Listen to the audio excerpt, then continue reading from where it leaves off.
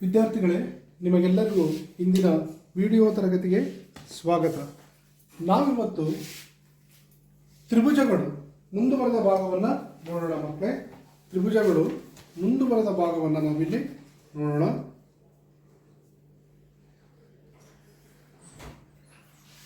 ನೋಡಿ ಮಕ್ಕಳ, ಇದು ಅಧ್ಯಾಯ 5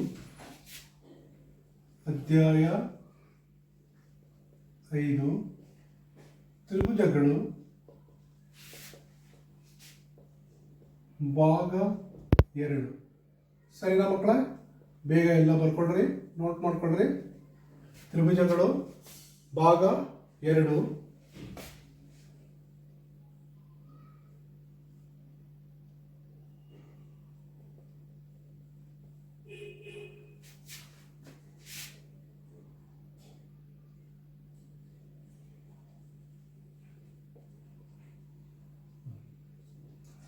ನೋಡಿ ಮಕ್ಕಳೇ, ಇಂದಿನ ತರಗತಿಯಲ್ಲಿ ನಾವು ಈಗಾಗಲೇ ನಿಮಗೆಲ್ಲರಿಗೂ ಗೊತ್ತಿದೆ ತ್ರಿಭುಜಗಳು ಅಂದ್ರೇನು. 3 ಛೇದಿಸುವ ರೇಖೆಗಳಿಂದ ಆವೃತ ಉಂಟಾಗಿರುವ ಆವೃತ ಆಕೃತಿಯನ್ನು ನಾವು ತ್ರಿಭುಜಗಳು ಅಂತ ಹೇಳಿ ಕರಿತೀವಿ ಅಂತ ನಿಮಗೆ ಗೊತ್ತಾಯಿತು.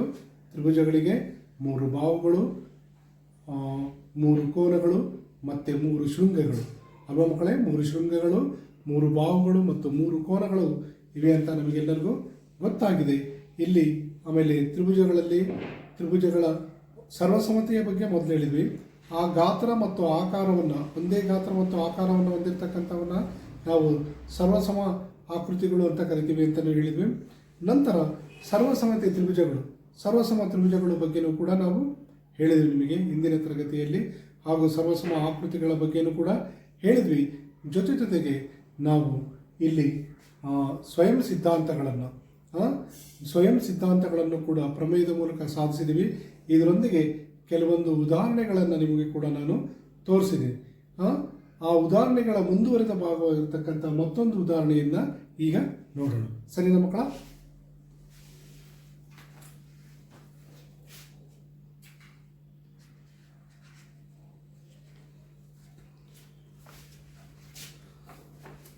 ನೋಡಿ ಮಕ್ಕಳ, ಉದಾಹರಣೆ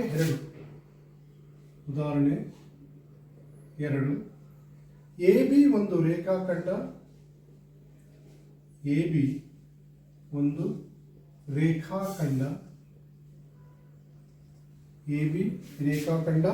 ಮತ್ತು ರೇಖೆ L ಅದರ ಲಂಬಾರ್ಧಕ್ಕಾಗಿರಲಿ ಮತ್ತು ರೇಖೆ L ಅದರ ಲಂಬಾರ್ಧಕ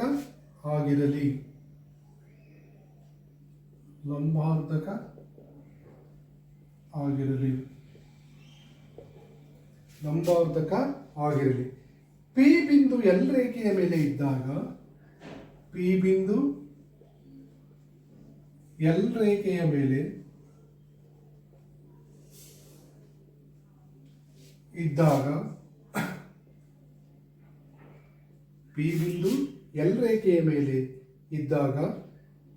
P ಬಿಂದುವು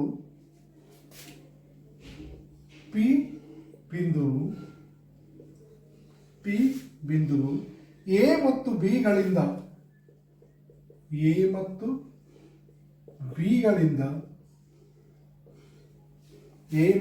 ಗಳಿಂದ ಸಮದೂರದಲ್ಲಿದೆ ಎಂದು ತೋರಿಸಿ.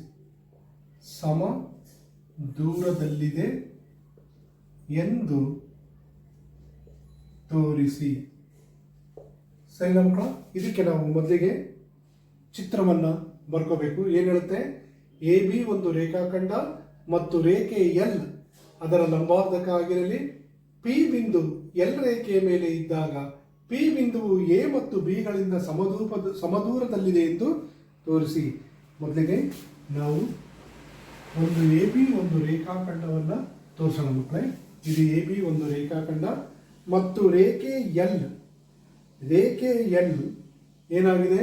ಅದರ ಲಂಬಾರ್ಧಕ ಆಗಿರಲಿ. ಇದರ ಲಂಬಾರ್ಧಕ ಅಂದರೆ ಸರಿಯಾಗಿ ಮಧ್ಯ ಬಿಂದುವಿನಿಂದ ಹೀಗೆ ಲಂಬಾರ್ಧಕ L ಆಗಿರಲಿ ಅಂತ ಹೇಳಿ ಕೊಟ್ಟಿದ್ದೀವಿ ಅಲ್ವಾ ಮಕ್ಕಳೇ? ಲಂಬಾರ್ಧಕ ಎಲ್. ಎ ಬಿ ಒಂದು ರೇಖಾಖಂಡ, ರೇಖೆ ಎಲ್ ಅದರ ಲಂಬಾರ್ಧಕ. ಸರಿ ಮಕ್ಕಳೇ, ಪಿ ಬಿಂದು ರೇಖೆಯ ಮೇಲೆ ಇದ್ದಾಗ ಪಿ ಬಿಂದು ಇಲ್ಲಿ ಪಿ ಬಿಂದು ಇದೆ ಅಲ್ವಾ. ಪಿ ಬಿಂದು ಎಲ್ ರೇಖೆಯ ಮೇಲೆ ಇದ್ದಾಗ ಪಿ ಬಿಂದುವು ಎ ಮತ್ತು ಬಿಗಳಿಂದ ಸಮದೂರದಲ್ಲಿದೆ ಎಂದು ತೋರಿಸಿ. ಈ ಪಿ ಬಿಂದು ಎ ಮತ್ತು ಬಿಗಳಿಂದ ಸಮದೂರದಲ್ಲಿದೆ ಅಂತ ಹೇಳಿ ನಾವು ತೋರಿಸ್ಬೇಕಾದ್ರೆ ಏನ್ ಮಾಡ್ಬೇಕು ಮಕ್ಕಳ, ಇದರ ಮುಂದುವರೆದ ಭಾಗಿರ್ತಕ್ಕಂಥ ರಚನೆಯನ್ನ ನಾವು ನೋಡೋಣ. ಎ ಪಿ ಮತ್ತು ಬಿ ಪಿ ಯನ್ನ ಸೇರಿಸೋಣ. ಎ ಪಿ ಮತ್ತು ಬಿ ಪಿ ಯನ್ನ ಸೇರಿಸೋಣ. ಸಣ್ಣ ಮಕ್ಕಳೇ, ಎ ಪಿ ಮತ್ತು ಬಿ ಪಿ ಯನ್ನ ಸೇರಿಸೋಣ. ಈ ಎಲ್ ಅಂತಕ್ಕಂಥ ರೇಖೆ ಏನಾಗಿದೆ, ತ್ರಿಭುಜದ ಸಿ ಬಿಂದುವಿನ ಮೂಲಕ ಹಾದು ಹೋಗಿರಲಿ. ಸಿ ಬಿಂದುವಿನ ಮೂಲಕ ಹಾದು ಹೋಗಿರಲಿ. ಸರಿ ಮಕ್ಕಳ, ಇದಿಷ್ಟು ಚಿತ್ರ. ಎ ಬಿ ಒಂದು ರೇಖಾಖಂಡ ಮತ್ತು ರೇಖೆ ಎಲ್ ಅಂತಕ್ಕಂಥದ್ದು ಅದರ ಲಂಬಾರ್ಧಕ ಆಗಿರಲಿ. ಮತ್ತೆ ಇಲ್ಲಿ ಪಿ ಅಂತಕ್ಕಂಥ ಬಿಂದು ಏನಾಗಿದೆ, ಎಲ್ ರೇಖೆಯ ಮೇಲೆ ಇದ್ದಾಗ ಪಿ ಬಿಂದುವು ಎ ಮತ್ತು ಬಿಗಳಿಂದ ಸಮದೂರದಲ್ಲಿದೆ ಎಂದು ತೋರಿಸಿ.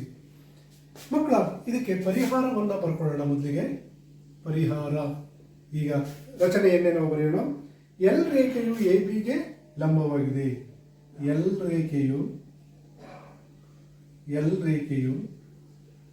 ಎ ಬಿಗೆ ಲಂಬವಾಗಿದೆ. ಸಣ್ಣ, ಎಲ್ ರೇಖೆಯು ಎ ಬಿಗೆ ಲಂಬವಾಗಿದೆ means L is perpendicular to A B ಅಂತ ಅರ್ಥ ಮಕ್ಕಳೇ. L is perpendicular to A B. ಆಮೇಲೆ ಇದು ಎ ಬಿಯ ಮಧ್ಯಬಿಂದು ಸಿ ಯ ಮೂಲಕ ಹಾದು ಹೋಗುತ್ತೆ. ಇದು ಎ ಬಿಯ ಮಧ್ಯಬಿಂದು ಸಿ ಯ ಮೂಲಕ ಹಾದು ಹೋಗುತ್ತೆ. ಇದು ಎ ಬಿಯ ಮಧ್ಯಬಿಂದು, ಎ ಬಿಯ ಮಧ್ಯಬಿಂದು ಸಿ ಯ ಮೂಲಕ ಹಾದು ಹೋಗುತ್ತದೆ. ಸಿ ಯ ಮೂಲಕ ಹಾದು ಹೋಗುತ್ತದೆ. ಎ ಬಿಯ ಮಧ್ಯಬಿಂದು ಸಿ ಯ ಮೂಲಕ ಹಾದು ಹೋಗುತ್ತಿದೆ. ಸರಿನಾ? ಸಿ ಯ ಮೂಲಕ ಹಾದು ಹೋಗುತ್ತಿದೆ. ಇಲ್ಲಿ ನಾವೇನ್ ಮಾಡ್ಬೇಕು ಮಕ್ಕಳ, P A is equal to, ನೋಡಿ ಮಕ್ಕಳ, ಪಿ ಎ ಅಂತಕ್ಕಂಥದ್ದು ಪಿ ಬಿಗೆ ಸಮ ಅಂತ ತೋರಿಸ್ಬೇಕು.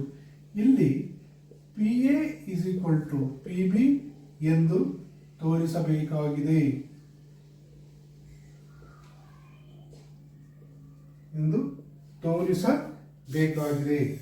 ಅಲ್ವಾ ಮಕ್ಕಳೇ. ಈಗ ನೋಡಿ, ಈಗ ನಾವು ಏನ್ ಮಾಡ್ಬೋದು, ಇಲ್ಲಿ P A is equal to P B ಅಂತ ತೋರಿಸುವಾಗ ನಾವು ಇಲ್ಲಿ ಗಮನಿಸಬೇಕಾದ ಅಂಶಗಳೇನಪ್ಪ ಅಂದ್ರೆ, ನಾವು ಇಲ್ಲಿ ಎರಡು ತ್ರಿಭುಜಗಳನ್ನ ನೋಡ್ತೀವಿ. ತ್ರಿಭುಜ ಪಿ ಸಿ ಎ ಮತ್ತು ತ್ರಿಭುಜ ಪಿ ಸಿ ಬಿಗಳನ್ನ ತಗೋಬೇಕು. ಹೌದಾ? ಇಲ್ಲಿ ತ್ರಿಭುಜ ಪಿ ಸಿ ಎ ಮತ್ತು ತ್ರಿಭುಜ ಪಿ ಸಿ ಬಿಗಳಲ್ಲಿ, ತ್ರಿಭುಜ ಪಿ ಸಿ ಎ ಮತ್ತು ತ್ರಿಭುಜ ಪಿ ಸಿ ಬಿಗಳಲ್ಲಿ ನೋಡಿ ಮಕ್ಕಳ, ಇಲ್ಲಿ ಎ ಸಿ ಅಂತಕ್ಕಂಥ ಭಾಗ ಬಿ ಸಿ ಭಾಗಕ್ಕೆ ಸಮ. A C is equal to B ಸಿಗೆ ಸಮ. ಯಾಕಿರ್ಬೋದು ಹೇಳ್ತೀರಾ? Very good. ಇಲ್ಲೇನಾಗಿದೆ, ಸಿ ಅಂತಕ್ಕಂಥದ್ದು ಎ ಬಿಯ ಮಧ್ಯಬಿಂದು. ಬಿಕಾಸ್ ಸಿ ಯು ಎ ಬಿಯ ಮಧ್ಯಬಿಂದು.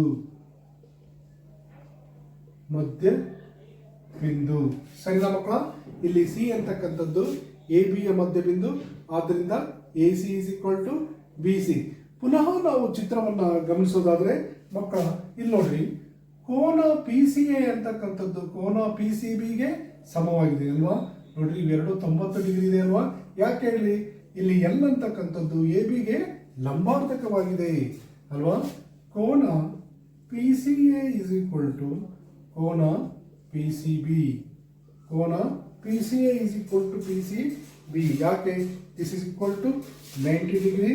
ನಾವು ಇಲ್ಲಿ ಏನು ಮಾಡಿದೀವಿ, ಅವರೇ ಕೊಟ್ಟಿದ್ದಾರೆ, ಇದು ಗಿವನ್ ದತ್ತಾಂಶ ಅವರೇ ಕೊಟ್ಬಿಟ್ಟಿದ್ದಾರೆ. ಉಳಿದ ಹಾಗೆ ನಾವಿಲ್ಲಿ ಹೇಳ್ತೀವಿ, ಇಲ್ಲಿ ಪಿ ಸಿ ಅಂತಕ್ಕಂಥದ್ದು ಎರಡೂ ತ್ರಿಭುಜಗಳಿಗೂ ಉಭಯ ಸಾಮಾನ್ಯವಾದ ಬಾಹು. ಮತ್ತೆ ಉಳಿದಿರ್ತಕ್ಕಂತೆ P C is equal to P C because ಸಾಮಾನ್ಯ ಬಾಹು. ಸಾಮಾನ್ಯ ಬಾಹು. ಇದರಿಂದ ನಾವು ಏನು ಹೇಳ್ಬೋದು, ತ್ರಿಭುಜ ಪಿ ಸಿ ಎ ಸರ್ವಸಮ. ಆದುದರಿಂದ ತ್ರಿಭುಜ ಪಿ ಸಿ ಎ ಸರ್ವಸಮ ತ್ರಿಭುಜ ಯಾವ ತ್ರಿಭುಜಕ್ಕೆ ಸರ್ವಸಮವಾಗಿದೆ? ಪಿ ಸಿ ಬಿಗೆ ಸರ್ವಸಮವಾಗಿದೆ. ತ್ರಿಭುಜ ಪಿ ಸಿ ಎ ಸರ್ವಸಮ ತ್ರಿಭುಜ ಪಿ ಸಿ ಬಿಗೆ. ಇದು ಯಾವ ನಿಯಮ ಅಂತ ಹೇಳ್ಬೋದು? ನಾವಿಲ್ಲಿ ಏನು ಮಾಡಿದ್ದೀವಿ ಇಲ್ಲಿ ನೋಡ್ರಿ, ಒಂದು ಬಾಹು, ಇನ್ನೊಂದು ಕೋನ, ಮತ್ತೊಂದು ಬಾಹು. ಬಿಕಾಸ್ ಬಾಕೋಬ ಸಿದ್ಧಾಂತ. ಹಾಗ್ಬಿಟ್ಟು ನಾವೇನು ಮಾಡಿದ್ವಿ, ಹಾಗೆಯೇ ಬಾಹು P A is equal to, ಹಾಗೆಯೇ ಬಾಹು ಪಿ ಎ ಅಂತಕ್ಕಂಥದ್ದು ಯಾವುದಕ್ಕೆ ಸಮವಾಗಿರುತ್ತೆ?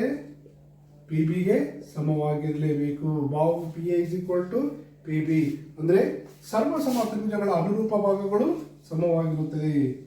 ಬಿಕಾಸ್ ಸರ್ವಸಮ ತ್ರಿಭುಜಗಳ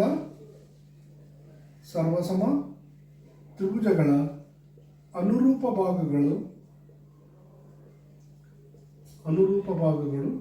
ಸಮ ಅಂತ ನಾವು ಹೇಳ್ಬೋದು. ಸರಿನಾ ಮಕ್ಕಳ? ಇದರಿಂದ ನಾವೇನಂತ ತೋರಿಸ್ದಂಗಾಯಿತು, ಇಲ್ಲಿ ಎ ಬಿ ಒಂದು ರೇಖಾಖಂಡ ಮತ್ತು ರೇಖೆ ಎಲ್ ಅಂತಕ್ಕಂಥದ್ದು ಅದರ ಲಂಬಾರ್ಧಕ್ಕಾಗಿದ್ದಾಗ, ಪಿ ಬಿಂದು ಎಲ್ ರೇಖೆಯ ಮೇಲೆ ಇದ್ದಾಗ ಪಿ ಬಿಂದುವು ಎ ಮತ್ತು ಬಿಗಳಿಂದ ಸಮದೂರದಲ್ಲಿದೆ ಅಂತೇಳಿ ನಾವು ಇದರಿಂದ ತೋರಿಸಿದ್ದೀವಿ. ಸರಿನಾ ಮಕ್ಕಳ? ಇದೆಲ್ಲರಿಗೂ ನಿಮಗೆ ಅರ್ಥ ಆಗಿದೆ ಅಲ್ವಾ? ಬೇಗ ಬರ್ಕೊಳ್ಳಿ. ಸರಿನಾ? ಓಕೆ.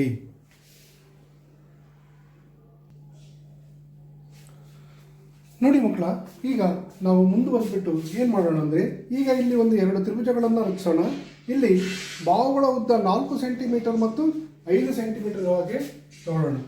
ಬಾಹುಗಳ ಉದ್ದ 4 ಸೆಂಟಿಮೀಟರ್ ಮತ್ತು 5 ಸೆಂಟಿಮೀಟರ್ ಹಾಗೆ ತಗೊಳ್ಳೋಣ.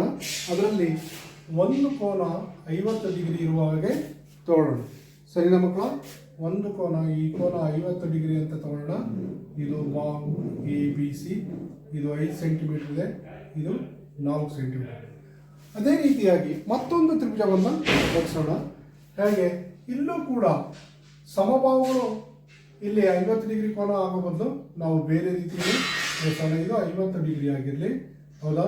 ಈ ಕೋನ 5 ಸೆಂಟಿಮೀಟರ್, ಇದು 4 ಸೆಂಟಿಮೀಟರ್ ಆಗಿರಲಿ ಅಲ್ವಾ? ಇದನ್ನು ತಗೊಳ್ಳೋಣ ಮಕ್ಕಳ. ಇದು ಒಂದು 5 ಸೆಂಟಿಮೀಟರ್, ಮತ್ತೊಂದು 4 ಸೆಂಟಿಮೀಟರ್ ಆಗಿ ತಗೊಳ್ಳೋಣ. ಇದು 5 ಸೆಂಟಿಮೀಟರ್ ಆಗಿರಲಿ, ಇದು 4 ಸೆಂಟಿಮೀಟರ್ ಅಂತೇಳಿ ತಗೊಳ್ಳೋಣ. ಸರಿ ಮಕ್ಕಳೇ, ನೀವು ಗಮನಿಸ್ತಾ ಇದ್ದೀರಲ್ವಾ? ಅದೇ ರೀತಿ ಮತ್ತೊಂದು ತ್ರಿಭುಜವನ್ನು ತಗೊಳ್ಳೋಣ. ಇಲ್ಲಿ ಈ ಕೋನ 50 ಡಿಗ್ರಿ ಆಗಿರಲಿ, ಇದು 5 ಸೆಂಟಿಮೀಟರ್ ಆಗಿರಲಿ, ಇದು 4 ಸೆಂಟಿಮೀಟರ್ ಆಗಿರಲಿ. ಸರಿನಾ ಮಕ್ಕಳ? ಇನ್ನೊಂದು ತ್ರಿಭುಜವನ್ನು ನಾವು ತಗೊಳ್ಳೋಣ. ಇದು 5 ಸೆಂಟಿಮೀಟರ್, ಇದು 4 ಸೆಂಟಿಮೀಟರ್ ಆಗಿರಲಿ, ಇದು ಕೋನ 50 ಡಿಗ್ರಿ. ಇದೇ ರೀತಿ ನಾವು ಸಾಕಷ್ಟು ತ್ರಿಭುಜಗಳನ್ನು ರಚಿಸ್ತಾ ಹೋದರೆ ಏನಾಗುತ್ತೆ? ಬಾಹುಗಳಲ್ಲಿ ಏನು ಮಾಡಬೇಕು? ಬಾಹುಗಳನ್ನು ಒಂದು ಬಾಹು 5 ಸೆಂಟಿಮೀಟರ್ ತೊಗೊಂಡಿವಿ, ಮತ್ತೊಂದು ಬಾಹು 4 ಸೆಂಟಿಮೀಟರ್ ತೊಗೊಂಡಿದ್ದೀವಿ ಅಲ್ವಾ? ಮತ್ತು ಒಂದು ಕೋನ 50 ಡಿಗ್ರಿ ಅಂತೆ ನಾವು 2 ತ್ರಿಭುಜಗಳನ್ನು ರಚಿಸಿದ್ವಿ. ಇಲ್ಲಿ ನಾವು ಏನು ಮಾಡಿದ್ವಿ? ರಚಿಸುವಾಗ 50 ಡಿಗ್ರಿ ಕೋನವು ಸಮಬಾಹುಗಳ ನಡುವೆ ಬರದಂತೆ ರಚಿಸಿದ್ದೀವಿ. ಈ 50 ಡಿಗ್ರಿ ಕೋನ ಅಂತಕ್ಕಂಥದ್ದನ್ನು ನಾವು ಸಮಬಾಹುಗಳ ನಡುವೆ ಬರದ ರೀತಿಯಲ್ಲಿ ರಚಿಸಿದ್ದೀವಿ. ಸಮಬಾಹುಗಳ ನಡುವೆ ಬರದ ರೀತಿಯಲ್ಲಿ ಇಲ್ಲಿ ರಚಿಸಿದ್ದೀವಿ. ಹಾಗಾಗಿಬಿಟ್ಟು ನೀವು ಇವುಗಳನ್ನು, ಈ ತ್ರಿಭುಜಗಳನ್ನು ಕಟ್ ಮಾಡಿಬಿಟ್ಟು ಒಂದರ ಮೇಲೊಂದು ಇಟ್ಟರೆ ಇವೆರಡೂ ಈ ತ್ರಿಭುಜಗಳ ಜೋಡಿಗಳು ಐಕ್ಯವಾಗ್ತವ ಮಕ್ಕ? ಖಂಡಿತ ಆಗೋದಿಲ್ಲ. ಇವು ತ್ರಿಭುಜಗಳು ಐಕ್ಯ ಆಗೋದೇ ಇಲ್ಲ. ಈ ತ್ರಿಭುಜಗಳ ಜೋಡಿಗಳು ಸರ್ವಸಮ ಅಲ್ಲ ಅಂತ ನಾವು ಹೇಳ್ತೀವಿ. ಹಾಗಿದ್ಮೇಲೆ ತ್ರಿಭುಜಗಳು ಸರ್ವಸಮವಾಗಿರ್ಬೇಕಾದ್ರೆ ಏನಾಗಿರಬೇಕು? ಯಾರು ಹೇಳ್ತೀರಾ? ತ್ರಿಭುಜಗಳ ಜೋಡಿಗಳು ಸರ್ವಸಮವಾಗಿರಬೇಕು ಅಂದರೆ ಏನಾಗಿರಬೇಕಾಗಿದ್ರೆ ನೋಡಿ ಮಕ್ಕಳ, ತ್ರಿಭುಜಗಳ ಜೋಡಿಗಳು ಬರೆದ್ಬಿಡೋಣ. ಇಲ್ಲಿ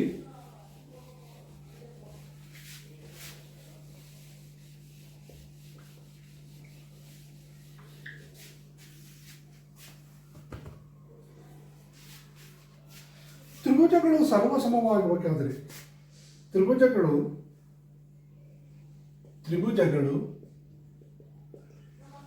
ಸರ್ವಸಮವಾಗಬೇಕಾದರೆ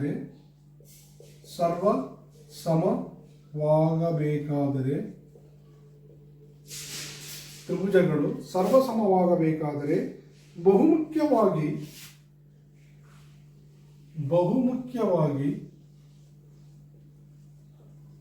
ಬಹುಮುಖ್ಯವಾಗಿ ಸಮಕೋನಗಳು ಸಮಬಾಹುಗಳ ಜೋಡಿಯ ನಡುವೆ ಸಮಕೋನಗಳು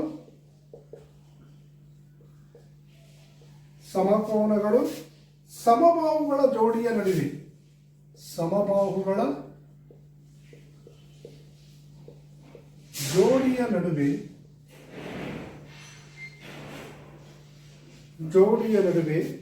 ಇರಬೇಕು.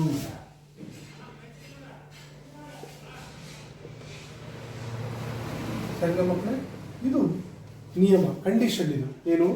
ತ್ರಿಭುಜಗಳು ಸರ್ವಸಮವಾಗಬೇಕಾದರೆ ಬಹುಮುಖ್ಯವಾಗಿ ಸಮಕೋನಗಳು ಸಮಬಾಹುಗಳ ಜೋಡಿಯ ನಡುವೆ ಇರಬೇಕು. ಆದ್ದರಿಂದ ಇಲ್ಲಿ ಏನಾಗುತ್ತೆ? ಆದ್ದರಿಂದ ಬಾಕೋಬ ಸರ್ವಸಮತೆಯ ನಿಯಮ ಸರಿಹೊಂದತೆಯ ಹೊರತು ಕೋಬಾಬ ಅಥವಾ ಬಾಬಾಕೋ ನಿಯಮ ಸರಿಹೊಂದುವುದಿಲ್ಲ. ಹೌದಾ ಮಕ್ಕಳೇ? ನೋಡಿ, ಇಲ್ಲಿ ಪುಟ ಸಂಖ್ಯೆ 88ರಲ್ಲಿ ನಿಮಗೆ ಕೊಟ್ಟಿದ್ದಾರೆ. ನೀವು ಇದನ್ನು ಸರಿಯಾಗಿ ಗಮನಿಸೋದಾದರೆ ನೀವು ಇಲ್ಲಿ ನೋಡ್ಬೋದು.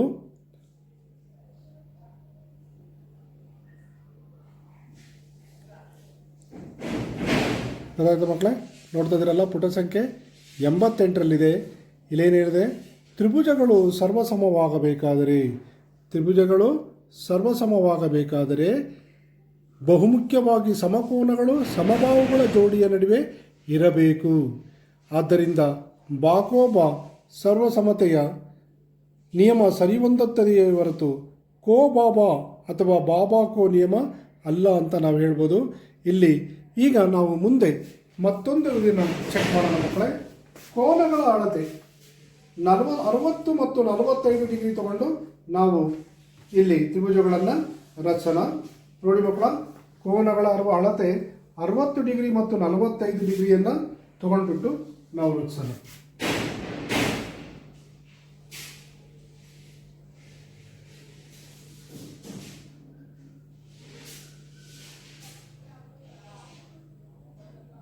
ಇದು 60 ಡಿಗ್ರಿ, ಇದು 45 ಡಿಗ್ರಿ ಆಗಿರಲಿ. ಇದೇ ಥರ ತ್ರಿಭುಜವನ್ನು ಇಲ್ಲಿ ರಚನೆ ಮಕ್ಕಳೇ. ಇದು 60 ಡಿಗ್ರಿ, ಇದು 45 ಡಿಗ್ರಿ ಆಗಿರಲಿ. ಸರಿನಾ ಮಕ್ಕಳ? 60 ಡಿಗ್ರಿ 45 ಡಿಗ್ರಿ ಆಗಿರಲಿ. ಸರಿನಾ? ಇಲ್ಲಾಂದರೆ ಈ ಥರನೂ ಮಾಡ್ಬೋದು ಮಕ್ಕಳ. ಇದನ್ನು ಈ ರೀತಿ ಮಾಡಿದ್ದೀವಲ್ವ, ಇದು 4 ಸೆಂಟಿಮೀಟರ್ ಆಗಿರಲಿ, ಇದು ಕೂಡ 4 ಸೆಂಟಿಮೀಟರ್ ಆಗಿರಲಿ. ಸರಿನಾ ಮಕ್ಕಳ? ಇಲ್ಲಿ ಕೋನಗಳ ಅಳತೆ ನೋಡಿದ್ದೀರಲ್ವ ನೀವು. ಕೋನಗಳ ಅಳತೆಯನ್ನು ನಾವಿಲ್ಲಿ 45 ಡಿಗ್ರಿ ಮತ್ತು 60 ಡಿಗ್ರಿಯನ್ನು ತೊಗೊಂಡಿದ್ದೀವಿ. ಮತ್ತು ಬಾಹುವನ್ನು ಎಷ್ಟು ತೊಗೊಂಡಿದ್ವಿ? ಇಲ್ಲಿ ಬಾಹುವಿನ ಅಳತೆಯನ್ನು 4 ಸೆಂಟಿಮೀಟರ್ ಅಂತೇಳಿ ತೊಗೊಂಡಿದ್ವಿ ಅಲ್ವಾ ಮಕ್ಕಳೇ? ಈಗ ನೋಡಿರಿ ಏನು ಮಾಡ್ತೀರಾ ಈಗ ನೀವು. ಈಗ ನಾವು ಈ ತ್ರಿಭುಜಗಳನ್ನು ಕತ್ತರಿಸಿ ಒಂದರ ಮೇಲೊಂದು ಇಟ್ಟಾಗ ಈ ಎರಡೂ ತ್ರಿಭುಜಗಳು ಐಕ್ಯವಾಗುತ್ತವೆಯೇ? ಈ ಎರಡೂ ತ್ರಿಭುಜಗಳು ಸರ್ವಸಮ ಅಂತ ನಾವು ಹೇಳ್ಬಹುದಾ? ಖಂಡಿತವಾಗ್ಲೂ ಹೇಳ್ಬೋದು. ಯಾಕೆ ಹೇಳ್ರಿ? ಇಲ್ಲಿ ನೋಡ್ರಿ, ಅನುರೂಪ ಈ ಎರಡೂ ಬಾಹುಗಳ ಅನುರೂಪ ಕೋನಗಳು ಸಮವಾಗಿದವಲ್ವ. ಈ ಎರಡೂ ತ್ರಿಭುಜಗಳ ಅನುರೂಪ ಬಾಹುಗಳಲ್ಲಿ ನಡುವೆ ಬಂದಿರತಕ್ಕಂಥ ಕೋನಗಳೇನಾಗಿದ್ದಾವೆ? ಸಮವಾಗಿದೆ. ನೋಡ್ರಿ, ಲೇಟ್ ಸಮಕೋನಗಳು ಸಮಬಾಹುಗಳ ಜೋಡಿಯ ನಡುವೆ ಇರಬೇಕು. 60 ಡಿಗ್ರಿ 45 ಡಿಗ್ರಿ, 60 ಡಿಗ್ರಿ 45 ಡಿಗ್ರಿ. ನಾವು ಇದಕ್ಕೆ ಬೇಕಿದ್ರೆ ಹೆಸರು ಕೊಡೋಣ ABC ಅಂತ, ಇದಕ್ಕೆ PQR ಅಂತ ಕೊಡೋಣ. ಇದನ್ನೇ ತಗೊಳ್ಳೋದಾದ್ರೆ ನೋಡಿ ಮಕ್ಕಳ, ಇಲ್ಲಿ ಸಮಬಾಹುಗಳ ಯಾವುದು? ACಗೆ ಸಮಬಾಹುಗೆ PR ಸಮಬಾಹು ಆಗಿದೆ ಅಲ್ವಾ? ಅದೇ ರೀತಿ ಆ ಸಮಬಾಹುಗಳ ನಡುವೆ ಬರ್ತಕ್ಕಂಥ ಕೋನಗಳು BAC, ಕೋನ BAC ಅಂತಕ್ಕಂಥದ್ದು ಯಾವುದಕ್ಕೆ ಸಮ? ಕೋನ QPRಗೆ ಸಮವಾಗಿದೆ ಅಲ್ವಾ? QPRಗೆ ಸಮವಾಗಿದೆ. ಅದೇ ರೀತಿ ಕೋನ BCA ಅಂತಕ್ಕಂಥದ್ದು, ಕೋನ BCA ಅಂತಕ್ಕಂಥದ್ದು ಯಾವುದಕ್ಕೆ ಸಮವಾಗಿದೆ? QRPಗೆ ಸಮವಾಗಿದೆ. QRP ಕೋನಕ್ಕೆ ಸಮವಾಗಿದೆ ಅಲ್ವಾ ಮಕ್ಕಳ? ಇಲ್ಲಿ ನೋಡ್ರಿ, 2 ಜೋಡಿ ಕೋನಗಳು ಮತ್ತು ಒಂದು ಬಾಹು ಸಮವಾಗಿದೆ. ಏನಂತ ಹೇಳ್ತೀರಾ ಇದಕ್ಕೆ ನೀವು? ಏನಂತ ಹೇಳ್ತೀರಾ? ಇಲ್ಲಿ ನಾವು ನೋಡಿರ್ತಕ್ಕಂಥ ಕಂಡೀಷನ್ ಏನಾಗಿದೆ? ನಿಯಮ ಏನಾಗಿದೆ ನೋಡ್ರಿ. 2 ತ್ರಿಭುಜಗಳು ಸರ್ವಸಮವಾಗಬೇಕಾದ್ರೆ, ಈ ಕೊಟ್ಟಿರ್ತಕ್ಕಂಥ 2 ತ್ರಿಭುಜಗಳು ಸರ್ವಸಮವಾಗಬೇಕಾದರೆ 2 ಸಮಕೋನಗಳು ಮತ್ತು ಅವುಗಳನ್ನು ಒಳಗೊಂಡ ಬಾಹುಗಳು ಸಮವಿದ್ದರೆ ಸಾಕು. ಅಂತೇಳಿ ನಾವು ಇದನ್ನು ಕರಿಬೋದು. ಆದ್ದರಿಂದ ಇದನ್ನು ನಾವೇನಂತ ಕರಿತೀವಿ ಅಂದರೆ ಇದನ್ನು ಹೊಸ ಒಂದು ಸಿದ್ಧಾಂತವಾಗಿ ಇದನ್ನು ತೊಗೊಳ್ತೀವಿ. ಕೋನ ಬಾಹು ಕೋನ ಅಂತೇಳಿ ಕರಿತೀವಿ. ಇದನ್ನು ಏನಂತ ಕರಿತೀವಿ ಮಕ್ಕಳ? ಕೋನ ಬಾಹು ಕೋನ ಅಂಥೇಳಿ ಇದನ್ನು ಕರಿತೀವಿ. ಸರಿ ಮಕ್ಕಳು, ಇದನ್ನು ಕೋನ ಬಾಹು ಕೋನ ಅಂದರೆ ಕೋ ಬಾಹು ಸ್ವಯಂ ಸಿದ್ಧ ಅಂತ ಕರಿತೀವಿ. ಸರಿನಾ ಮಕ್ಕಳ? ಇದು ಅರ್ಥ ಆಗಿದೆ ಅಲ್ವಾ ನಿಮಗೆಲ್ಲರಿಗೂ? Very good. ಅಂದರೆ ಇಲ್ಲಿ ಒಂದು ನಿಯಮ ನಾವು ಏನು ಸ್ಯಾಟಿಸ್ಫೈ ಮಾಡಿದ್ದೀವಿ ಅಂತಂದರೆ, ತ್ರಿಭುಜಗಳು ಸರ್ವಸಮವಾಗಬೇಕಾದರೆ ಎರಡು ಸಮಕೋನಗಳು ಮತ್ತು ಅವುಗಳನ್ನೊಳಗೊಂಡ ಬಾಹು ಸಮವಿದ್ದರೆ ಸಾಕು ಅಂತೇಳಿ ನೋಡಿದ್ವಿ. ಇಲ್ಲಿ ಕೋಬಾಕೋ ಕೋನವನ್ನು ನಾವು ಸ್ವಯಂ ಸಿದ್ಧವನ್ನು ಅನುಸರಿಸಿದ್ವಿ. ಸರಿನಾ ಮಕ್ಕಳ? ಬೇಗ ಬರ್ಕೊಳ್ಳಿ.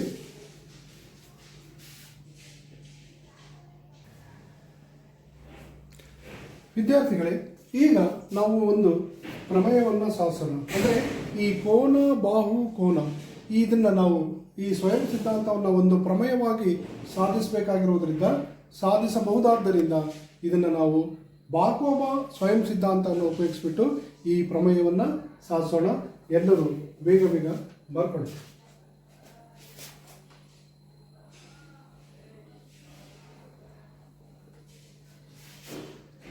ಕೋಬಾಕೋ ಸರ್ವಸಮತೆ ನಿಯಮ.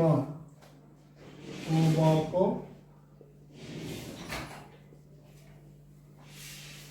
ಸರ್ವಸಮತೆ ನಿಯಮ. ಕೋಬಾಕೋ ಸರ್ವಸಮತೆ ನಿಯಮ.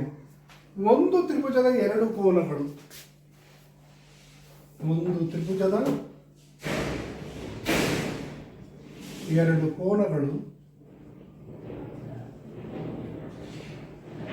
ಒಂದು ತ್ರಿಭುಜದ ಎರಡು ಕೋನಗಳು ಮತ್ತು ಅವುಗಳ ಸಾಮಾನ್ಯ ಬಾಹು ಮತ್ತು ಅವುಗಳ ಸಾಮಾನ್ಯ ಬಾಹು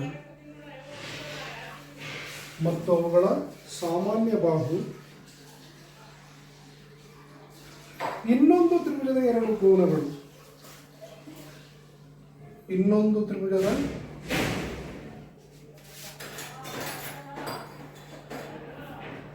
ಎರಡು ಕೋನಗಳು. ಇನ್ನೊಂದು ತ್ರಿಭುಜದ ಎರಡು ಕೋನಗಳು ಮತ್ತು ಅವುಗಳ ಸಾಮಾನ್ಯ ಬಾಹುಗಳಿಗೆ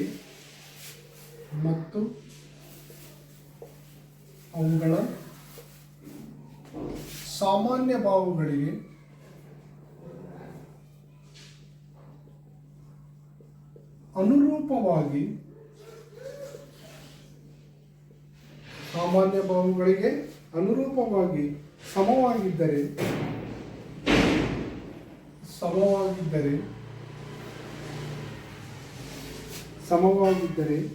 ಆ ಎರಡು ತ್ರಿಭುಜಗಳು ಸರ್ವಸಮವಾಗಿರುತ್ತವೆ. ಆ ಎರಡು ತ್ರಿಭುಜಗಳು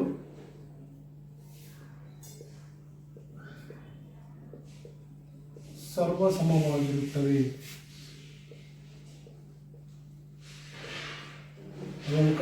ನೋಡ್ರಿ, ಒಂದು ತ್ರಿಭುಜದ ಎರಡು ಕೋನಗಳು ಮತ್ತು ಅವುಗಳ ಸಾಮಾನ್ಯ ಬಾಹು ಇನ್ನೊಂದು ತ್ರಿಭುಜದ ಎರಡು ಕೋನಗಳು ಮತ್ತು ಅವುಗಳ ಸಾಮಾನ್ಯ ಬಾಹುಗಳಿಗೆ ಅನುರೂಪವಾಗಿ ಸಮವಾಗಿದ್ದರೆ ಆ ಎರಡೂ ತ್ರಿಭುಜಗಳು ಸರ್ವಸಮವಾಗಿರುತ್ತವೆ. ಇದನ್ನು ನಾವು ಏನು ಮಾಡಬೇಕು? ಪ್ರಮೇಯದ ಮೂಲಕ ಸಾಧಿಸ್ತಾ ಇದ್ದೀವಿ. ಇದಕ್ಕೆ ನಾವು ಮೊದಲಿಗೆ ಚಿತ್ರವನ್ನು ರಚಿಸ್ಕೋಬೇಕಾಗುತ್ತೆ. ಎರಡು ಚಿತ್ರಗಳನ್ನು ನಾವು ರಚಿಸೋಣ.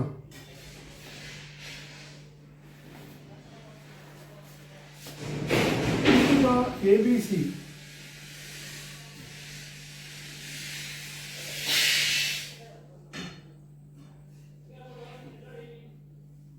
ತ್ರಿಭುಜ ABC ಮತ್ತು ತ್ರಿಭುಜ DEF. ತ್ರಿಭುಜ ABC ಇದು ಕೋನ 1, ಇದು ಬಾಹು, ಇದು ಕೋನ 2. ಅದೇ ರೀತಿ ತ್ರಿಭುಜ DEF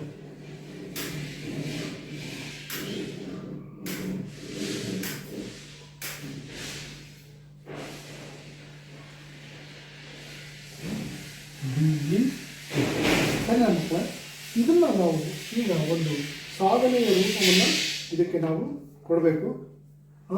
ಇಲ್ಲಿ ತ್ರಿಭುಜ ಎ ಬಿ ಸಿ ಇದೆ, ತ್ರಿಭುಜ ಡಿ ಇ ಎಫ್ ಇದೆ. ಇದನ್ನು ನಾವು ಏನಂತ ಪ್ರೂವ್ ಮಾಡಬೇಕು? ಒಂದು ತ್ರಿಭುಜದ ಎರಡು ಕೋನಗಳು ಮತ್ತು ಅವುಗಳ ಸಾಮಾನ್ಯ ಬಾಹು ಇನ್ನೊಂದು ತ್ರಿಭುಜದ ಎರಡು ಕೋನಗಳು ಮತ್ತು ಅವುಗಳ ಸಾಮಾನ್ಯ ಬಾಹುಗಳಿಗೆ ಅನುರೂಪವಾಗಿ ಸಮವಾಗಿದ್ದರೆ ಆ ಎರಡು ತ್ರಿಭುಜಗಳು ಸರ್ವಸಮವಾಗಿರುತ್ತವೆ. ಅಂದರೆ ಮಕ್ಕಳ, ಇಲ್ಲಿ ಕೋನ ಎ ಬಿ ಸಿ ಅಂತಕ್ಕಂಥದ್ದು ಕೋನ ಡಿ ಇ ಎಫ್ಗೆ ಸಮವಾಗಿದ್ದು, ಕೋನ ಎ ಸಿ ಬಿ ಅಂತಕ್ಕಂಥದ್ದು ಕೋನ ಡಿ ಎಫ್ ಗೆ ಸಮವಾಗಿದ್ದು, ಮತ್ತು ಇವೆರಡು ತ್ರಿಭುಜಗಳ ಅನುರೂಪ ಬಾಹುಗಳು B C is equal to E F ಆಗಿದ್ದಾಗ ತ್ರಿಭುಜ ಎ ಬಿ ಸಿ ಸಮ ತ್ರಿಭುಜ ಡಿ ಎಫ್ ಆಗುತ್ತೆ ಅಂತ ನಾವು ಹೇಳ್ಬೋದು. ಇದಕ್ಕೆ ಈಗ ಸಾಧನೆಯನ್ನು ನೋಡೋಣ. ಸಾಧನೆ: ತ್ರಿಭುಜ ಎ ಬಿ ಸಿ ಮತ್ತು ತ್ರಿಭುಜ ಡಿ ಎಫ್ ಗಳಲ್ಲಿ ತ್ರಿಭುಜ ಎ ಬಿ ಸಿ ಮತ್ತು ತ್ರಿಭುಜ ಬಿ ಇ ಎಫ್ ಗಳಲ್ಲಿ ತ್ರಿಭುಜ ಎ ಬಿ ಸಿ ಮತ್ತು ತ್ರಿಭುಜ ಡಿ ಇ ಎಫ್ ಗಳಲ್ಲಿ ನೋಡಿ ಮಕ್ಕಳ, ಅತ್ಯಂತ ಸರಳವಾಗಿ ಹೇಳ್ಬೋದು. ಕೋನ ಬಿ ಅಂತಕ್ಕಂಥದ್ದು ಕೋನ ಇ ಸಮ, ಕೋನ ಸಿ ಅಂತಕ್ಕಂಥದ್ದು ಕೋನ ಎಫ್ ಗೆ ಸಮ, ಮತ್ತು ಉಳಿದಿರ್ತಕ್ಕಂತೆ ಬಿ ಸಿ ಬಾಹು, ಹೌದಾ? ಮತ್ತು ನಾವೇನು ಹೇಳ್ಬೋದು? ಬಿ ಸಿ ಅಂತಕ್ಕಂಥ ಬಾಹು ಇ ಎಫ್ ಬಾಹುಗೆ ಸಮ ಅಂತ ಹೇಳ್ಬೋದು. ಇದರಿಂದ ನಾವೇನು ಹೇಳ್ಬೋದು? ತ್ರಿಭುಜ ಎ ಬಿ ಸಿ ಸಮ ತ್ರಿಭುಜ ಡಿ ಇ ಎಫ್ ಅಂತ ನಾವು ಹೇಳ್ಬೋದು. ಇಲ್ಲೇನು ಮಾಡಬೇಕು? ತ್ರಿಭುಜ ಎ ಬಿ ಸಿ ಸರ್ವಸಮ ತ್ರಿಭುಜ ಡಿ ಇ ಎಫ್ ಅಂತ ನಾವು ಸಾಧಿಸಬೇಕಾಗುತ್ತೆ. ಇಲ್ಲಿ ನಾವು ಈ ಸರ್ವಸಮತೆಯನ್ನು ಸಾಧಿಸಬೇಕಾದ್ರೆ ನಾವು ಮೂರು ಪ್ರಕರಣಗಳನ್ನು ನೋಡ್ತೀವಿ. ಈಗ ಮೊದಲನೇದಾಗಿ ಪ್ರಕರಣ ಒಂದನ್ನು ನೋಡೋಣ.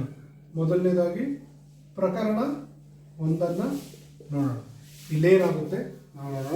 ಇಲ್ಲಿ A B is equal to D E ಅಂತ ತಗೊಳ್ಳೋಣ.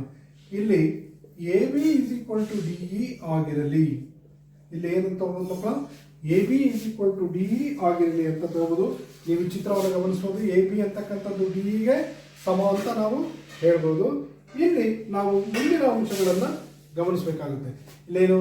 ಎ ಬಿ ಅಂತಕ್ಕಂಥದ್ದು ಡಿ ಇಗೆ ಸಮ ಅಂತ ನಾವು ಈಗಾಗಲೇ ಹೇಳ್ಬಿಟ್ಟಿದ್ದೀವಿ ಅಲ್ವಾ? ಇದು ಏನಾಗಿರೋದು? ನಾವು ಊಹಿಸಿದ್ದೀವಿ, ಹೌದಾ? ಇಮ್ಯಾಜಿನೇಷನ್ ಮಾಡ್ಕೊಂಡಿದ್ದೀವಿ. ಊಹಿಸಿರುವುದು. ನಂತರ ಇಲ್ಲಿ ಇದಕ್ಕೆ ತಗೊಂಡ್ರೆ ಕೋನ ಬಿ ಅಂತಕ್ಕಂಥದ್ದು ಯಾವಾಗ ಸಮವಾಗುತ್ತೆ? ಕೋನ ಬಿ ಇಸ್ ಈಕ್ವಲ್ ಟು ಕೋನ ಇಗೆ ಸಮವಾಗುತ್ತೆ. ನಂತರ ಇದು ದತ್ತಾಂಶ ಅವರೇ ಕೊಟ್ಟಿರೋದು, ಅವರ ಗಿವನ್ ಇದು. ಮತ್ತೆ ಉಳಿದಂತೆ ಇಲ್ಲಿ ಬಿ ಸಿ ಅಂತಕ್ಕಂಥ ಬಾಹು ಇ ಎಫ್ ಬಾಹುಗೆ ಸಮ. ಇದು ದತ್ತಾಂಶವೇ, ಅವ್ರು ಕೊಟ್ಟಿದ್ದಾರೆ ಅಲ್ವಾ? ಯಾವುದರಿಂದ ನಾವೇನು ಮಾಡ್ಬೋದು? ಇಲ್ಲಿ ಬಾಕೋಬ ನಿಯಮವನ್ನು ಉಪಯೋಗಿಸ್ಬಿಟ್ಟು ತ್ರಿಭುಜ ಎ ಬಿ ಸಿ ಸರ್ವಸಮ ತ್ರಿಭುಜ ಡಿ ಇ ಎಫ್ ಅಂತ ನಾವು ಹೇಳ್ಬೋದು. ಹೌದಾ ಮಕ್ಕಳ? ಇದು ಪ್ರಕರಣ ಒಂದು ಅಂತ ಅಲ್ವಾ? ಇಲ್ಲೇನಿಲ್ಲ, ನಾವು ಬಹಳ ಸರಳವಾಗಿ ತ್ರಿಭುಜ ಎ ಬಿ ಸಿ ಮತ್ತು ತ್ರಿಭುಜ ಡಿ ಇ ಎಫ್ಗಳನ್ನು ತಗೊಂಡಿದ್ದೀವಿ. ಇಲ್ಲಿ ನಾವು ಮೊದಲನೇ ಪ್ರಕರಣದಲ್ಲಿ ಎ ಬಿ ಅಂತಕ್ಕಂಥದ್ದು ಡಿಗೆ ಸಮ ಅಂತ ಹೇಳಿ ಊಹಿಸಿದ್ದೀವಿ. ಇದರ ಮೂಲಕ ನಾವೇನು ಹೇಳ್ತೀವಿ? ಇಲ್ಲಿ ಮತ್ತೆ ನಾವೇನು ಮಾಡ್ತೀವಿ? ಕೋನ ಬಿ ಅಂತಕ್ಕಂಥದ್ದು ಕೋನ ಇಗೆ ಸಮ ಅಂತ ಹೇಳ್ತೀವಿ, ಹೌದಾ? ಬಿ ಸಿ ಬಾಹು ಯಾವುದಕ್ಕೆ ಸಮ ಅಂತ ಹೇಳ್ತೀವಿ? ಇ ಎಫ್ ಬಾಹುಗೆ ಸಮ ಅಂತ ಹೇಳ್ತೀವಿ. ಇಲ್ಲಿ ನೋಡಿಬೇಕು, ಎರಡು A B is equal to D E ಮತ್ತು B C is equal to B E F ಅಂತಕ್ಕಂಥದ್ದು ಇವೆರಡು ಬಾಹುಗಳಾದವು ಅಲ್ವಾ? ಉಳಿದಂತೆ ಒಂದು ಕೋನವನ್ನು ಸಮ ಮಾಡಿದ್ವಿ. ಆದ್ದರಿಂದ ಇಲ್ಲಿ ಏನು ಮಾಡಿದ್ವಿ? ಇಲ್ಲಿ ನಾವು ಬಾಕೋಬ ನಿಯಮವನ್ನು ಉಪಯೋಗಿಸ್ಬಿಟ್ಟು ಇದಕ್ಕೆ ಯಾವ ನಿಯಮವನ್ನು ಉಪಯೋಗಿಸಿದ್ವಿ? ಬಾಕೋಬ ನಿಯಮ ಅಂದರೆ ಬಾಹು ಸಿದ್ಧಾಂತವನ್ನು ನಿಯಮವನ್ನು ಬಳಸಿಬಿಟ್ಟು ಈ ಪ್ರಕರಣ ಒಂದನ್ನು ನಾವು ಸಾಧಿಸಿದೆವು. ಸರಿನಾ ಮಕ್ಕಳ? Okay.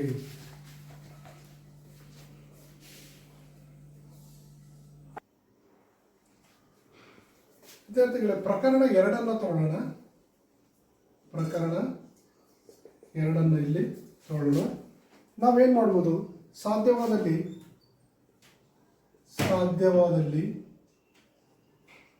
A B is greater than D E ಅಂತ ತಗೊಳ್ಳೋಣ. A B is greater than D E ಅಂತ ತಗೊಳ್ಳೋಣ. ಆದುದರಿಂದ P B is equal to D ಆಗುವಂತೆ P B is equal to D E ಆಗುವಂತೆ P B is equal to D E ಆಗುವಂತೆ A ಬಿಯ ಮೇಲೆ ಪಿ ಬಿಂದುವನ್ನು ತೆಗೆದುಕೊಳ್ಳಿ. ಎ ಬಿಯ ಮೇಲೆ ಪಿ ಬಿಂದುವನ್ನು ತೆಗೆದುಕೊಳ್ಳಿ.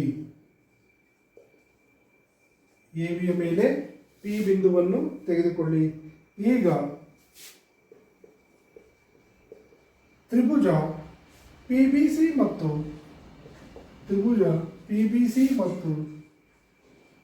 ತ್ರಿಭುಜ ಡಿ ಇ ಎಫ್ಗಳನ್ನು ಗಮನಿಸಿ.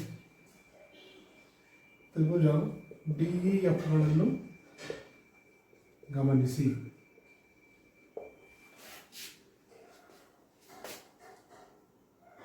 ನೋಡಿ ಮಕ್ಕಳ, ಇಲ್ಲಿ ತ್ರಿಭುಜಗಳನ್ನು ರಚನೆ ಮಾಡೋಣ.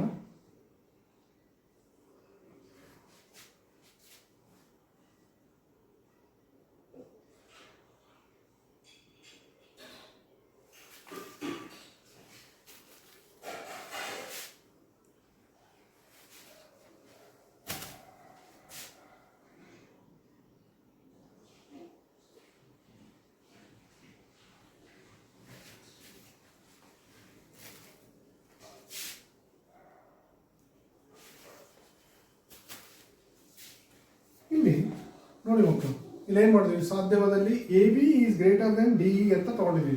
ಇದು ಎ ಬಿ ಸಿ ಮತ್ತು ಇದು ಡಿ ಇ ಎಫ್ ಅಂತ ತಗೊಳ್ಳೋಣ. ಇಲ್ಲಿ ನಾವು ಇದು ಕೋನ 1 ಬಾಹು, ಇದು ಕೋನ 2 ಕೋನ 1 ಬಾಹು, ಇದು ಕೋನ 2. ಏನು ಹೇಳ್ತಾ ಇದ್ದೀವಿ, ಎ ಬಿ ಈಸ್, ಈ ಎ ಬಿ ಬಾಹು ಡಿ ಇಗಿಂತ ದೊಡ್ಡದಾಗಿದೆ, ಹೌದಾ? ಆದುದರಿಂದ P B is equal to D E ಆಗುವಂತೆ, P B is equal to D E ಆಗುವಂತೆ ಎ ಬಿ ಮೇಲೆ ಪಿ ಬಿಂದುವನ್ನು ತೆಗೆದುಕೊಳ್ಳಿ. ಎ ಬಿ ಮೇಲೆ ಪಿ ಬಿಂದುವನ್ನು ತಗೊಳ್ಳೋಣ. ಎ ಬಿ ಮೇಲೆ ಪಿ ಬಿಂದುವನ್ನು ತೆಗೆದುಕೊಂಡು ಈಗ ತ್ರಿಭುಜ ಪಿ ಬಿ ಸಿ ಇದನ್ನು ಸೇರಿಸೋಣ. ತ್ರಿಭುಜ ಪಿ ಬಿ ಸಿ, ತ್ರಿಭುಜ ಪಿ ಬಿ ಸಿ ಮತ್ತು ತ್ರಿಭುಜ ಡಿ ಎಫ್ಗಳನ್ನು ನಾವು ಗಮನಿಸೋದಾದರೆ ಇಲ್ಲಿ ಏನಾಗುತ್ತೆ, ತ್ರಿಭುಜ ಮತ್ತು ತ್ರಿಭುಜ ಡಿ ಎಫ್ಗಳನ್ನು, ತ್ರಿಭುಜ ಪಿ ಬಿ ಸಿ ಮತ್ತು ತ್ರಿಭುಜ ಡಿ ಇ ಎಫ್ಗಳಲ್ಲಿ, ತ್ರಿಭುಜ ಪಿ ಬಿ ಸಿ ಮತ್ತು ತ್ರಿಭುಜ ಡಿ ಇ ಎಫ್ಗಳಲ್ಲಿ ಇಲ್ಲಿ ನೋಡಿ, P B is equal to ಯಾವುದಕ್ಕೆ ಸಮ ಅಂತ ತೋರಿಸ್ತಿದ್ವಿ, ಡಿ ಇಗೆ ಸಮ ಅಂತ ತೋರಿಸ್ತಿದ್ವಿ. P B is equal to D E ಅಂತ ಸಮ. ಆಮೇಲೆ ಇದನ್ನು ನಾವು ಏನು ಮಾಡಿದ್ವಿ, ಕನ್ಸ್ಟ್ರಕ್ಷನ್ ಮಾಡಿದ್ದೀವಿ ಅನ್ನೋ ಮಕ್ಕಳೇ, ರಚನೆಯಿಂದ. ಇನ್ನು ಉಳಿದಾಗೆ ಕೋನ ಬಿ ಅಂತಕ್ಕಂಥದ್ದು ಯಾವುದಕ್ಕೆ ಸಮವಾಗಿದೆ, ಕೋನ ಇಗೆ ಸಮವಾಗಿದೆ ಅಲ್ವಾ. ಇಲ್ಲಿ ನಾವು ಇದನ್ನು ಗಿವನ್, ಅವರೇ ದತ್ತಾಂಶವನ್ನು ಕೊಟ್ಟಿದ್ದಾರೆ. ಅದೇ ರೀತಿ ನೋಡಿದಾಗೆ ಕೋನ ಸಿ ಅಂತಕ್ಕಂಥದ್ದು ಯಾವುದಕ್ಕೆ ಸಮ, ಕೋನ ಎಫ್ಗೆ ಸಮವಾಗಿದೆ. ಇದು ಕೂಡ ದತ್ತಾಂಶ. ಈಗ ನೋಡಿ ಏನಾಯಿತು, ಇನ್ನು ಉಳಿದ ಹಾಗೆ ಒಂದು ಬಾಹುವನ್ನು ಸಮ ಮಾಡಬೇಕು. ಇಲ್ಲಿ ಬಿ ಸಿ ಬಾಹು ಇ ಎಫ್ಗೆ ಸಮವಾಗಿದೆ. B C is equal to E F ಬಾಹುವಿಗೆ ಸಮ. ಇದು ಕೂಡ ದತ್ತಾಂಶ. ಇದು ಕೂಡ ದತ್ತಾಂಶ. ಸರಿನಾ ಮಕ್ಕಳ? ಕೋನ ಬಿ ಇಸ್ ಈಕ್ವಲ್ ಟು ಕೋನ ಇ ಆಗಿದೆ ದತ್ತಾಂಶ. ಕೋನ B C is equal to E ಎಫ್ಗೆ ಸಮವಾಗಿದೆ. ಇದನ್ನು ಬೇಕಿದ್ರೆ ವಿ ವಿಲ್ ಸ್ಕಿಪ್ ದಿಸ್, ಇದನ್ನು ಬಿಡಬಹುದು ಅಲ್ವಾ. ಈಗ ನೋಡಿ, ಇದರಿಂದ ತ್ರಿಭುಜ, ಆದುದರಿಂದ ತ್ರಿಭುಜ ಪಿ ಬಿ ಸಿ ಸರ್ವಸಮ ತ್ರಿಭುಜ ಡಿ ಇ ಎಫ್ ಅಂತ ಹೇಳ್ಬೋದು. ಇಲ್ಲಿ ಯಾವ ನಿಯಮವನ್ನು ಉಪಯೋಗಿಸಿದ್ವಿ ಮಕ್ಕಳ? ಇಲ್ಲಿ ಯಾವ ನಿಯಮವನ್ನು ಉಪಯೋಗಿಸಿದ್ವಿ ಗೊತ್ತಾಯ್ತಲ್ಲ? ಇದು ಬಾಹು ಕೋನ ಬಾಹು, ಬಾಹು ಕೋನ ಬಾಹು ಸ್ವಯಂ ಸಿದ್ಧವನ್ನು ಬಳಸಿದ್ದೀವಿ. ಬಾಹು ಕೋನ ಬಾಹು ಸ್ವಯಂ ಸಿದ್ಧಾಂತವನ್ನು ಬಳಸಿದ್ದೀವಿ. ಇಲ್ಲಿ ನೋಡಿ, ತ್ರಿಭುಜಗಳು ಸರ್ವಸಮವಾದುದರಿಂದ ಅವುಗಳ ಅನುರೂಪ ಭಾಗಗಳು ಕೂಡ ಸಮ. ಇಲ್ಲಿ ತ್ರಿಭುಜಗಳು ಸರ್ವಸಮವಾದುದರಿಂದ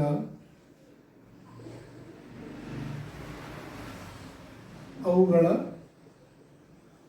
ಅನುರೂಪ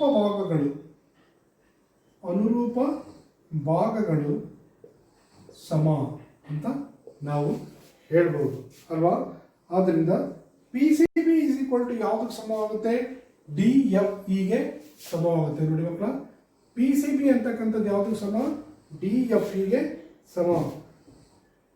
because therefore P C B is equal to D F ಇಗೆ ಸಮ. ಪಿ ಸಿ ಬಿ ಅಂತಕ್ಕಂಥದ್ದು ಡಿ ಎಫ್ ಇಗೆ ಸಮವಾಗಿದೆ. ಆಮೇಲೆ ಕೋನ ಎ ಸಿ ಬಿ ಅಂತಕ್ಕಂಥದ್ದು, ಕೋನ ಎ ಸಿ ಬಿ ಅಂತಕ್ಕಂಥದ್ದು, ಕೋನ ಎ ಸಿ ಬಿ ಅಂತಕ್ಕಂಥದ್ದು ಕೋನ ಡಿ ಎಫ್ ಇಗೆ ಸಮವಾಗುತ್ತದೆ ಅಲ್ವಾ? ಡಿ ಎಫ್ ಇಗೆ ಸಮವಾಗುತ್ತೆ. ಇದು ಕೂಡ ದತ್ತಾಂಶ ಅವರೇ ಕೊಟ್ಟಿರೋದು ಅಲ್ವಾ? ಆದುದರಿಂದ ಇದೇನು ಹೇಳ್ಬೋದು? ಎ ಸಿ ಬಿ ಅಂತಕ್ಕಂಥದ್ದು ಡಿ ಎಫ್ ಇಗೆ ಸಮ ಅಂತ ಹೇಳ್ಬೋದು. ಆದುದರಿಂದ A C B is equal to P C ಬಿಗೆ ಸಮ ಅಂತ ಹೇಳ್ಬೋದು. ಪಿ ಸಿ ಬಿಗೆ ಸಮ ಅಂತ ನಾವಿಲ್ಲಿ ಹೇಳ್ಬೋದು. ಇದು ಸಾಧ್ಯವಾ ಅಂತ ನೀವು ಕೇಳ್ಬೋದು, ಪ್ರಶ್ನೆ ಮಾಡ್ಬೋದು. Is it possible? ಎಸ್, ಇದು ಸಾಧ್ಯ. ಹೇಗೆ ಅಂತಂದ್ರೆ ಇಲ್ಲಿ ಪಿ ಯು ಏನಲ್ಲಿ ಐಕ್ಯವಾದರೆ ಮಾತ್ರ ಸಾಧ್ಯ. ಈ ಪಿ ಅಂತಕ್ಕಂಥದ್ದು ಏನಲ್ಲಿ ಐಕ್ಯವಾದರೆ ಮಾತ್ರ ಸಾಧ್ಯ. ಇದು ಸಾಧ್ಯವೇ? ಹೌದಾ? ಪಿ ಯು ಏನಲ್ಲಿ ಐಕ್ಯವಾದರೆ ಮಾತ್ರ ಇದು ಸಾಧ್ಯ. ಪಿ ಯು ಏನಲ್ಲಿ ಐಕ್ಯವಾದರೆ ಮಾತ್ರ ಇದು ಸಾಧ್ಯ. ಅಥವಾ B A is equal to A ಡಿಗೆ ಸಮವಾಗಬೇಕು. ಅಥವಾ ಬಿ ಎ ಅಂತಕ್ಕಂಥ ಬಾಹು ಅಥವಾ B A is equal to E ಡಿಗೆ ಸಮವಾಗಬೇಕು. ಬಿ ಎ ಬಾಹು ಅಂತಕ್ಕಂಥದ್ದು ಇ ಡಿ ಬಾಹುಗೆ ಸಮವಾದರೆ ಮಾತ್ರ ಇದು ಸಾಧ್ಯ. ಆದುದರಿಂದ ತ್ರಿಭುಜ ಎ ಬಿ ಸಿ, therefore ತ್ರಿಭುಜ ಎ ಬಿ ಸಿ ಸರ್ವಸಮ ತ್ರಿಭುಜ ಡಿ ಎಫ್. ಕಾರಣ ಏನು? ಬಾಕೋಬ ಸ್ವಯಂ ಸಿದ್ಧಾಂತ. ಬಾಕೋಬ ಸ್ವಯಂ ಸಿದ್ಧಾಂತದಿಂದ ಇದನ್ನ ಹೇಳ್ಬೋದು. ನೋಡಿ ಮಕ್ಕಳ, ಮತ್ತೊಂದು ಸರಿ ನಾವು ಇದನ್ನ ನಾವು ನಿಮಗೆ ಎಕ್ಸ್ಪ್ಲೈನ್ ಮಾಡೋದಾದ್ರೆ, ಸಾಧ್ಯವಾದಲ್ಲಿ ಎ ಬಿ ಅಂತಕ್ಕಂಥದ್ದು ಡಿಗಿಂತ ದೊಡ್ಡದಾಗಿದ್ದಾಗ, ಆದ್ದರಿಂದ ಪಿ ಬಿ ಅಂತಕ್ಕಂಥದ್ದು ಏನಾಯಿತು? ಡಿಗೆ ಸಮವಾಗುವಂತೆ ಎ ಪಿ ಬಾಹುವಿನ ಮೇಲೆ ಪಿ ಬಿಂದುವನ್ನು ಗುರುತಿಸಿದ್ದೀವಿ. ಈಗ ಏನಾಗುತ್ತೆ? ತ್ರಿಭುಜ ಪಿ ಬಿ ಸಿ ಮತ್ತು ತ್ರಿಭುಜ ಡಿ ಎಫ್ಗಳು ನಮಗೆ ದೊರೆತಿದ್ದಾವೆ. ನೋಡ್ರಿ, ತ್ರಿಭುಜ ಪಿ ಬಿ ಸಿ ಮತ್ತು ತ್ರಿಭುಜ ಡಿ ಎಫ್ಗಳಲ್ಲಿ ಪಿ ಬಿ ಬಾಹು ಯಾವುದಕ್ಕೆ ಸಮವಾಗಿದೆ? ಪಿ ಬಿ ಬಾಹು ಡಿಗೆ ಸಮವಾಗಿದೆ. ನಾವು ಎಕ್ಸ್ಟ್ರಾ ರಚನೆ ಮಾಡ್ಕೊಂಡಿದ್ದೀವಿ.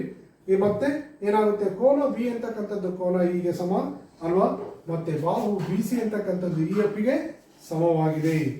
ಬಾಹು ಬಿ ಸಿ ಅಂತಕ್ಕಂಥದ್ದು ಇ ಎಫ್ ಗೆ ಸಮವಾಗಿದೆ. ಆದುದರಿಂದ ತ್ರಿಭುಜ ಪಿ ಬಿ ಸಿ ಸರ್ವೋತ್ತಮ ತ್ರಿಭುಜ ಡಿ ಎಫ್ ಅಂತ ಹೇಳ್ತೀವಿ. ಇಲ್ಲಿ ಬಾಕೋಬ ಸ್ವಯಂ ಸಿದ್ಧಾಂತವನ್ನ ಉಪಯೋಗಿಸ್ಕೊಂಡಿದ್ದೀವಿ. ಇಲ್ಲಿ ತ್ರಿಭುಜಗಳು ಸರ್ವಸಮವಾದ್ದರಿಂದ ತ್ರಿಭುಜ ಎ ಬಿ ಸಿ ಮತ್ತು ತ್ರಿಭುಜ ಡಿ ಎಫ್ಗಳು ಸರ್ವಸಮವಾದುದರಿಂದ ಅವುಗಳ ಅನುರೂಪ ಭಾಗಗಳು ಕೂಡ ಸಮವಾಗಬೇಕು. ಹೌದಾ? ಅವುಗಳ ಅನುರೂಪ ಭಾಗಗಳು ಕೂಡ ಸಮವಾಗಲೇಬೇಕು ಅಂತ ನಮಗೆ ಗೊತ್ತಿದೆ. ಆದ್ದರಿಂದ ಕೋನ ಪಿ ಸಿ ಬಿ ಅಂತಕ್ಕಂಥದ್ದು ಕೋನ ಡಿ ಎಫ್ ಗೆ ಸಮ. ಹೌದಾ? ನಂತರ ಕೋನ ಎ ಸಿ ಬಿ ಅಂತಕ್ಕಂಥದ್ದು ಕೋನ ಡಿ ಎಫ್ ಗೆ ಸಮ. ದತ್ತಾಂಶ ಅವರೇ ಕೊಟ್ಟಿದ್ದಾರೆ ಅಲ್ವಾ? ಆದುದರಿಂದ ಇಲ್ಲಿ ಎ ಸಿ ಬಿ ಅಂತಕ್ಕಂಥದ್ದು ಯಾವುದಕ್ಕೆ ಸಮ ಆಗುತ್ತೆ? ಪಿ ಸಿ ಬಿಗೆ ಸಮ ಆಗಲೇಬೇಕು. ಆದರೆ ಇದು ಸಾಧ್ಯನಾ ಅಂತ ಒಂದು ಪ್ರಶ್ನೆ ಇದೆ ಅಲ್ವಾ? ಹೌದು, ಇದು ಸಾಧ್ಯ. ಯಾಕೆ ಅಂದರೆ ಈ ಪಿ ಅಂತಕ್ಕಂಥ ಬಿಂದು ಏನಲ್ಲಿ ಐಕ್ಯವಾದಾಗ ಸಾಧ್ಯ, ಅಥವಾ ಇಲ್ಲಿ ಎ ಬಿ ಅಂತಕ್ಕಂಥದ್ದು ಡಿಗೆ ಸಮವಾದಾಗ, ಅಥವಾ ಇಲ್ಲಿ ಬಿ ಎ ಅಂತಕ್ಕಂಥದ್ದು ಎ ಬಿ ಎಂದು ಒಂದೇ ಬಿ ಎ ಅನ್ನೋದಲ್ವಾ, ಬಿ ಎ ಅಂತಕ್ಕಂಥದ್ದು ಇ ಡಿ ಬಾಹುವಿಗೆ ಸಮವಾದಾಗ ಸಾಧ್ಯ ಆಗುತ್ತೆ. ಆದ್ದರಿಂದ ತ್ರಿಭುಜ ಎ ಬಿ ಸಿ ಸರ್ವಸಮ ತ್ರಿಭುಜ ಡಿ ಎಫ್ ಅಂತ ಹೇಳ್ತಾ ಇದ್ದೀವಿ ಅಲ್ವಾ ಮಕ್ಕಳ? ಅರ್ಥ ಆಗಿದೆ ಅಲ್ವಾ? ಓಕೆ.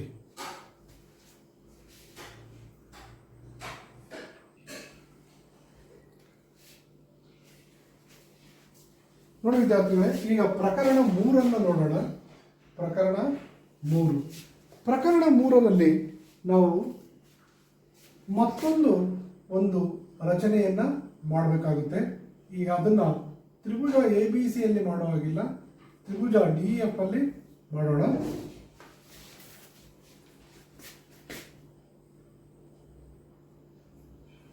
ಈಗ ಪ್ರಕರಣ 3ರಲ್ಲಿ A B is less than D E ಆದರೆ A B is less than D E ಆದಾಗ A B is less than D E ಆದರೆ M E is equal to A B ಆಗುವಂತೆ M E is equal to A B ಆಗುವಂತೆ M E is equal to A B ಆಗುವಂತೆ ಡಿಇಯ ಮೇಲೆ M ಬಿಂದುವನ್ನು ತೆಗೆದುಕೊಳ್ಳಿ.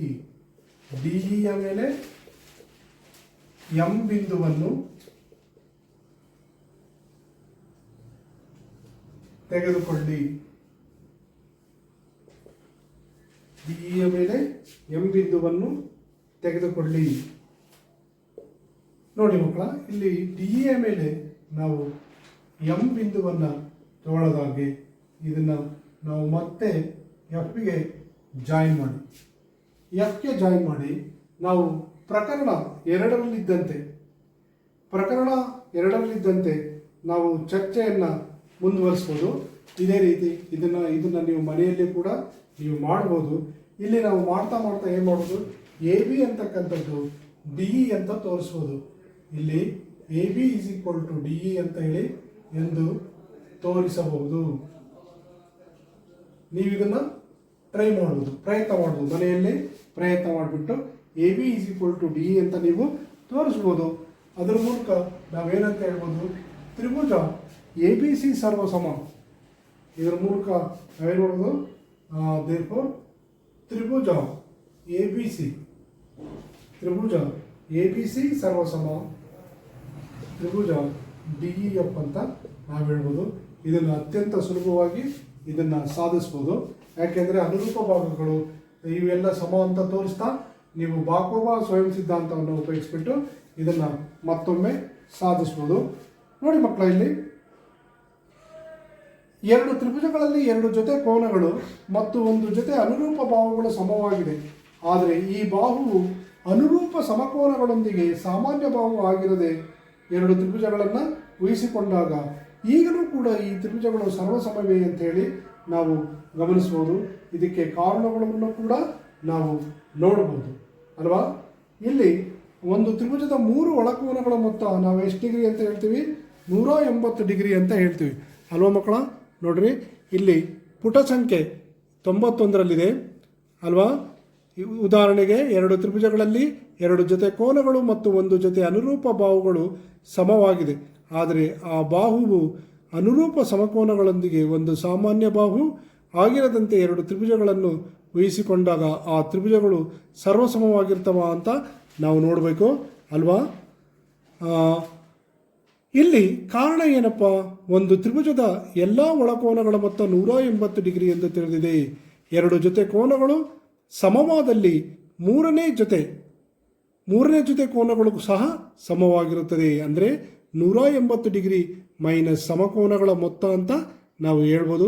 ಆದುದರಿಂದ ಎರಡು ತ್ರಿಭುಜಗಳಲ್ಲಿ ಯಾವುದಾದರೂ ಎರಡು ಜೊತೆ ಕೋನಗಳು ಮತ್ತು ಒಂದು ಜೊತೆ ಅನುರೂಪ ಬಾಹುಗಳು ಸಮವಾಗಿದ್ದರೆ ಆ ತ್ರಿಭುಜಗಳು ಸರ್ವಸಮವಾಗಿರುತ್ತವೆ ಅಂತ ನಾವು ಹೇಳ್ತೀವಿ. ಇದನ್ನು ನಾವೇನಂತ ಹೇಳ್ತೀವಿ, ಕೋನ ಬಾಹು ಅಥವಾ ಕೋ ಬಾ ಸರ್ವಸಮತೆ ನಿಯಮ ಅಂತೇಳಿ ಕರಿತೀವಿ. ಇಲ್ಲಿ ಕೆಳಗೆ ನಾವು ಒಂದೆರಡು ಚಟುವಟಿಕೆಯನ್ನು ನೋಡೋಣ. ಈ ಚಟುವಟಿಕೆಯನ್ನು ನೀವು ಮನೆಯಲ್ಲಿ ಮಾಡಬಹುದು. ನೋಡಿ, ಕೋನಗಳು 40 ಡಿಗ್ರಿ, 50 ಡಿಗ್ರಿ ಮತ್ತು 90 ಡಿಗ್ರಿ ಇರುವಂತೆ ತ್ರಿಭುಜಗಳನ್ನು ರಚಿಸಿ ಈ ರೀತಿಯಾಗಿ ಎಷ್ಟು ತ್ರಿಭುಜಗಳನ್ನು ನೀವು ರಚಿಸಬಹುದು. ಬಾಹುಗಳ ಉದ್ದ ಬೇರೆ ಬೇರೆ ಇರುವಂತೆ ಬಹಳಷ್ಟು ತ್ರಿಭುಜಗಳನ್ನು ನೀವು ರಚಿಸಬಹುದು. ಇಲ್ಲಿ ಪುಟ ಸಂಖ್ಯೆ 91ರಲ್ಲಿ ಮಕ್ಕಳ ಕೊಟ್ಟಿದ್ದಾರೆ, ನೀವು ನೋಡ್ಬೋದು. ಇವು ತ್ರಿಭುಜಗಳು ಸರ್ವಸಮವಾಗಬಹುದು ಅಥವಾ ಆಗದಿರಬಹುದು ಎಂಬುದನ್ನು ನೀವು ಗಮನಿಸ್ಬೋದು.